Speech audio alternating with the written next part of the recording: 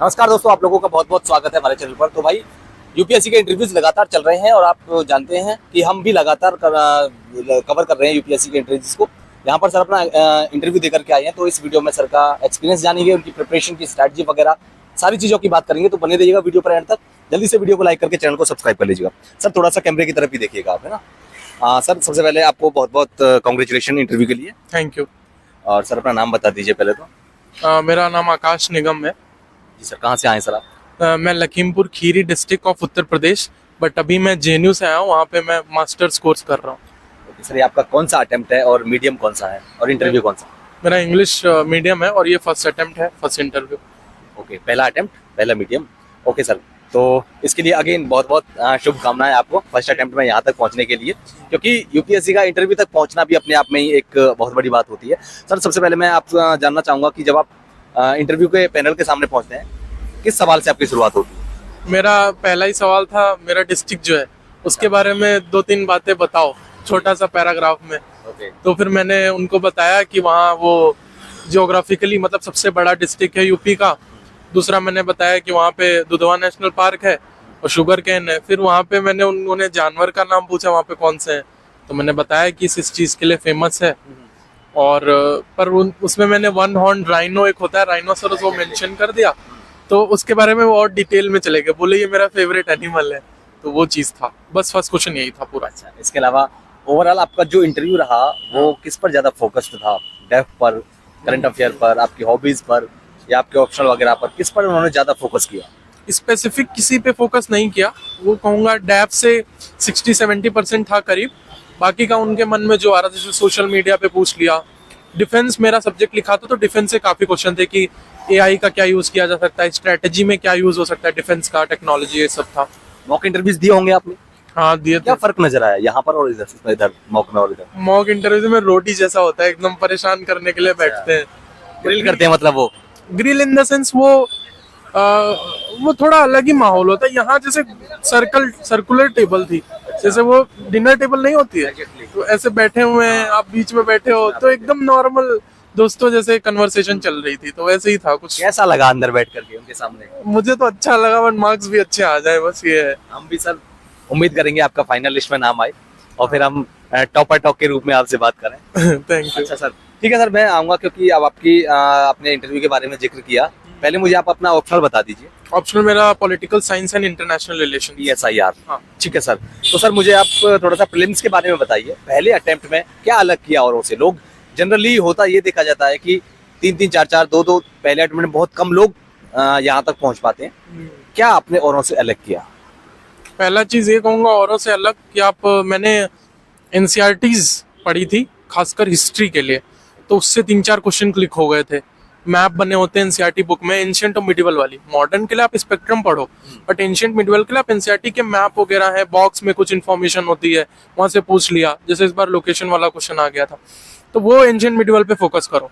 बाकी जितना रिवीजन आप कर पाओगे उतना ही बेहतर। जितना आप पॉलिटी का लक्ष्मीकांत रिवाइज करोगे, IR के लोकेशन वाले क्वेश्चन आते हैं, तो आप वो देखो 3 साल के 2021, 22, 23 उनके पेपर उठा के आप देखो कैसे सवाल आ रहे हैं IR से। How geography is ask, Africa की कोई कंट्री का पूछ लिया, तो आप जितना ही उसमें डिटेल में जाके उसको आप नोट बना लो अपनी एक PDF की, प्रीलिम की है, आपके ऑटोमेटिकली 8-10 क्वेश्चन क्लिक हो जाएंगे वहाँ पे डायरेक्टली, और वो आपको लिस्ट में ऊपर पहुँचा देगा।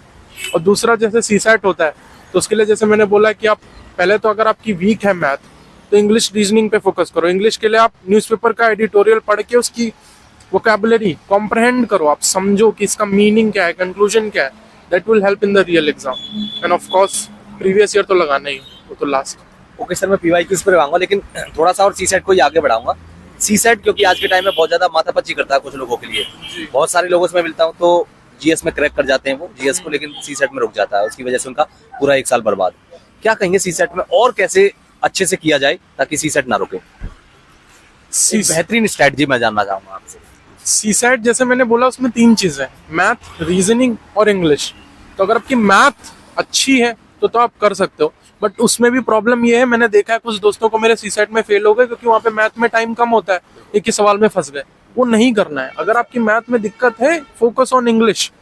इंग्लिश के एडिटोरियल पढ़ के improve your vocabulary, do that. अगर आप वो करोगे तो CSAT में आप 27 होते हैं इंग्लिश के, उसमें से 20 प्लस अगर आपने कर दिया तो आधा पेपर आधे से ज्यादा आपका क्लियर हो गया। Now you just have to do 5-6-10 question reasoning के आप निकाल सकते हो इजिली। अब तो 24 वाला आसान था और मेरा एक्सपेक्टेशन है कि 25 में भी नॉर्मल ही आएगा, ज्यादा डिफिकल्ट नहीं आएगा सी सेट।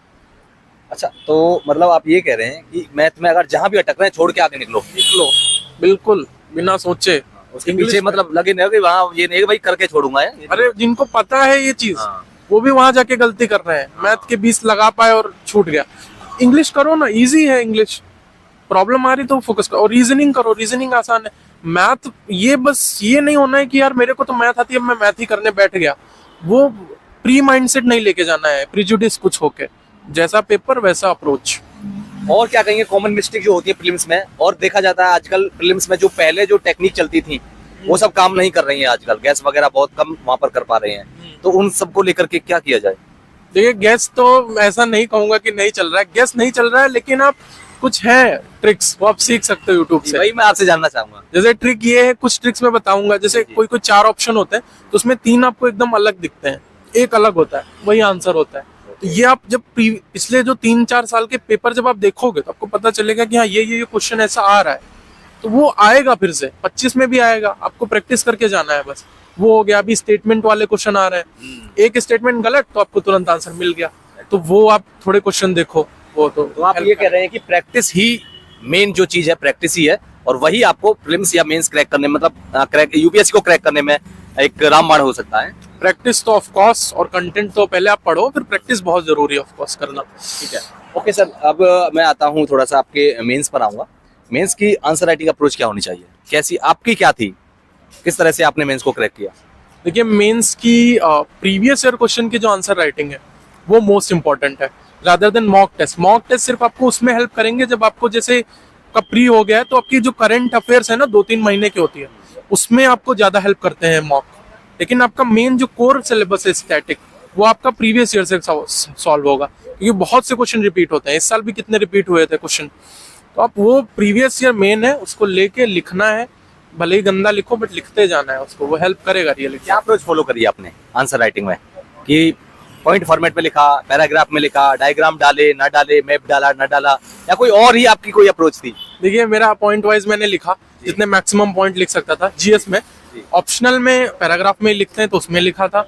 डायग्राम जहां बन सकता था सब जगह बना दिया था, कहीं नहीं छोड़ा था जगह, सब जगह डायग्राम। एथिक्स के पेपर में भी अगर कहीं प्रेजेंटेशन मैटर करता है तो आप वो थोड़ा वो कर सकते हो। अच्छा, आपने आंसर राइटिंग कब स्टार्ट करी थी? जब कोचिंग मतलब आपने तैयारी शुरू करी थी तभी आंसर राइटिंग शुरू कर दी थी, या कुछ टाइम बाद, या प्रीलिम्स क्रैक करने के बाद, तब कब करी थी? मेन तो यही कहूंगा प्री के बाद ही की थी। उसके पहले ऑप्शनल की जीएस की थोड़ा थोड़ा किया था, बट वो हैज़ार्ड था कह सकते हैं।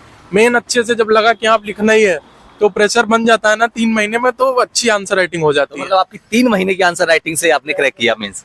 ऐसा नहीं कहूंगा, बट हाँ कुछ हद तक आप कह सकते हो। मेन अप्रोच, आंसर फ्रेम कैसे होना चाहिए, ये आप 3 महीने में सीखते हो। सबके लिए जनरली यही रूल होता है। Okay okay. करंट अफेयर के लिए क्या मैगजीन वगैरह पढ़नी चाहिए, न्यूज़पेपर पढ़ना चाहिए क्या, या फिर स्किप कर देना चाहिए, क्या कहेंगे?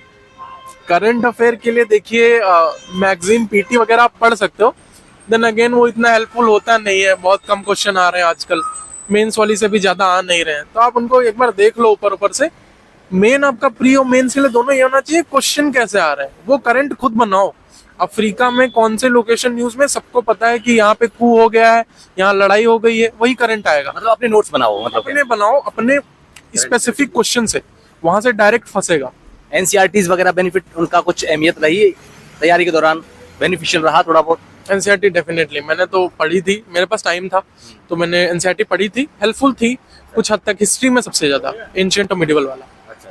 ठीक है सर। और इसके अलावा मैं थोड़ा सा और जानना चाहूंगा आपसे कि जो लास्ट में जब बच्चे नोट्स वगैरह बनाते हैं तो थोड़ी सी उनको दिक्कत होती है, आपने नोट्स वगैरह बनाए होंगे, किस तरह से नोट्स फ्रेम करने चाहिए ताकि उनका जो लास्ट टाइम में रिवीजन हो जाए और कोई दिक्कत ना हो उनको, मतलब टाइम वेस्ट नहीं होना चाहिए? नोट्स आपके शॉर्ट नोट्स होने चाहिए। मैंने तो जैसे टैबलेट में वो डॉक फॉर्मेट में बनाए थे, मैंने लिखा नहीं था, लिखा सिर्फ प्रीवियस ईयर क्वेश्चन की आंसर राइटिंग थी। लिखे वाले नोट्स बहुत कम थे। आप एक वो नोट्स बना लो पहले मेंस के लिए, प्री के लिए नो नोट्स, मेंस के लिए सिर्फ नोट्स बनाओ। प्री के लिए सिर्फ जो मैंने बोला ना स्पेसिफिक आईआर का कोई करंट का मिल गया, उसका एक पीडीएफ बना लो छोटा पॉइंट। ये नहीं कि पूरा इन्फॉर्मेशन लिखने बैठ गए, कोई बेनिफिट नहीं होने वाला है उसका। मेन चीज़ है मेंस का नोट जो है उसके लिए आप इंट्रो बॉडी कंक्लूजन में बनाओ आप, और लास्ट में जब 3-4 दिन बचते हैं तो उसके लिए आप छोटा छोटा शॉर्ट नोट्स, जो चीज़ भूल जा रहे हैं, कोई डेटा फैक्ट, वो लिख लो। सेंटर पे जाने से पहले एक बार देख लोगे तो वहाँ यूज़ हो पाएगा। लास्ट में क्या कहना चाहेंगे स्टूडेंट्स को, क्या करना चाहिए उनको, आपकी तरफ फर्स्ट अटेम्प्ट में यहाँ तक पहुँचे, क्या किस तरह से, और डिमोटिवेशन को उसको जो रोकने के लिए, ताकि हमेशा मोटिवेट रहें, कैसे सब कुछ को लेकर के क्या एक बताना चाहेंगे उनको एक बढ़िया अप्रोच? तो डिमोटिवेशन, सेल्फ डाउट सब होता है। अभी मैं इंटरव्यू देने गया था, उससे बाहर ही फील हो रहा था कैसा जाएगा कैसा नहीं जाएगा, बट एट द एंड आपको ये मानना पड़ेगा कि आपको ट्रस्ट अपने ऊपर रखना है और लगातार करते रहना है। ट्रस्ट डाउट सबको होता है, लेकिन बात ये कौन कितने हद तक अपने आप को ट्रस्ट कर सकता है, वही आगे है। कॉन्फिडेंस हर जगह मैटर करेगा। लास्ट में अभी इंटरव्यू हो गया आपका, कैसा फील कर रहे हैं? अभी तो अच्छा लग रहा है, बस मार्क्स अच्छे मिल जाए। बिल्कुल, हम उम्मीद करेंगे और आपको बहुत बहुत शुभकामनाएं इसके लिए कि आपका फाइनल लिस्ट में नाम हो। थैंक यू सो मच, बहुत बहुत शुभकामनाएं।